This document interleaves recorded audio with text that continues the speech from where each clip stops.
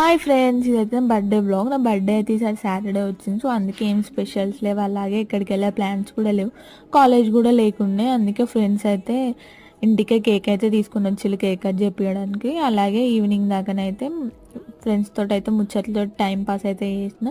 ఎంతైనా చిన్నప్పుడు బర్త్డే అంటే చాలా ఎగ్జైట్మెంట్ ఉండేది కదా, ఏం చాక్లెట్ తీసుకోవాలి, ఏం డ్రెస్ వేసుకోవాలి కానీ అప్పుడు అదే చిన్న చిన్న వాటికి ఎంతో హ్యాపీనెస్ వచ్చేది. నేనైతే చిన్నప్పుడు డ్రెస్ కొనుక్కుంటేనైతే రోజుకి ఒకసారి అన్నీ వేసుకొని చూసేదాన్ని. ఆ బర్త్డేకి మళ్ళీ డ్రెస్ వేసుకునేవారికి.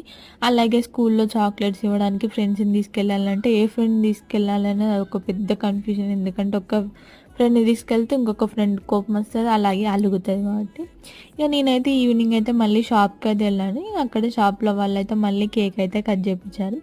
నా వీడియోస్ ఫస్ట్ టైం చూస్తున్నట్టయితే లైక్ చేసి సబ్స్క్రైబ్ చేసుకోండి, అలాగే కొంచెం సపోర్ట్ చేయండి. అంతే ఈ వీడియో. Bye bye.